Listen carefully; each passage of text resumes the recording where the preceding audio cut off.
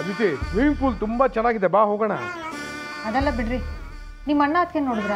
ಇಲ್ವಲ್ಲ, ಯಾಕೆ? ಅಲ್ಲ, ಅವಾಗಿಂದ ರೂಮ್ ಬಾಗಿಲು ತಡ್ತಾನೆ ಇದೀನಿ, ಯಾರು ತೆಗಿತಾನೆ ಇಲ್ಲ. ಲೇ, ನಿನಗೇನಾದ್ರು ಸ್ವಲ್ಪನಾದ್ರೂ ಕಾಮನ್ ಸೆನ್ಸ್ ಇದೆಯಾ?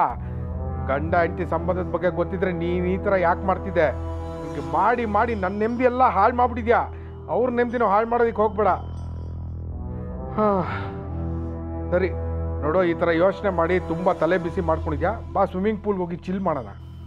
ನಾನು ಬರಲ್ಲ, ನೀವು ಹೋಗಿ. ನಾನು ಈ ಆನ್ಸರ್ನ ಎಕ್ಸ್ಪೆಕ್ಟ್ ಮಾಡಿ. ಅಲ್ಲ, ಒಂದು ಸಣ್ಣ ಶಬ್ದ ಆದರೂ ಎಚ್ಚರಾಗತ್ತೆ ಆ ಪ್ರತಿಭಂಗೆ. ಅಂಥದ್ರಲ್ಲಿ ನಾನು ಅಷ್ಟು ಸರಿ ರೂಮ್ ಬಾಗಿಲು ತಟ್ಟಿದ್ರು ಬಾಗಿಲೇ ತೆಗಿಲಿಲ್ಲ. ನನಗೆ ಯಾಕೋ ಅವ್ರ ರೂಮಲ್ಲಿ ಇರೋದೇ ಡೌಟು. ಎಲ್ಲಿ ಹೋಗಿದ್ದಾರೆ?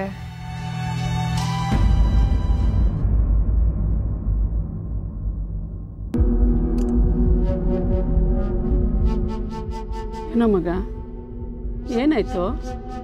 ಇನ್ನೇನು ಮಾಡಲಿ, ಗದ್ದೆ ಕೆಲಸ ಮಾಡಕ್ಕೆ ನನಗೆ ಇಷ್ಟ ಇಲ್ಲ.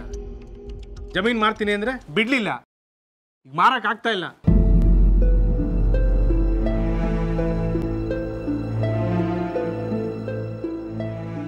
ಹೋಗ್ಲಿ ಬಿಡು, ಮಾರ್ಬಿಡು.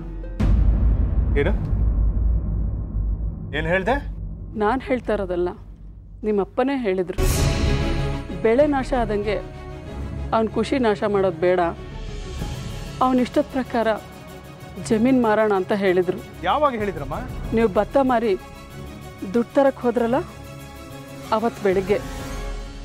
ನಾಳೆ ನಮ್ಮ ಮದುವೆ ಆಗಿದ್ದ ದಿನ. ಅವನಿಗೆ ಆಶೀರ್ವಾದ ಮಾಡಿ ಈ ವಿಷಯ ಹೇಳೋಣ, ಅವನಿಗೆ ಸಂತೋಷ ಆಗುತ್ತೆ ಅಂತ ಅವ್ರು ಹೇಳಿದರು. ಆದರೆ ಅಷ್ಟರೊಳಗೆ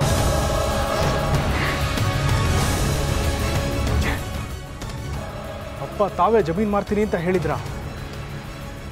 ಅಂತ ಅಪ್ಪನ ವಿಷಯದಲ್ಲಿ ನಾನೇ ದುಡುಕ್ಬಿಟ್ನಾ? ದುಡುಕ್ಬಿಟ್ಟೆ ಅಂದರೆ ಏನೋ ಅರ್ಥ?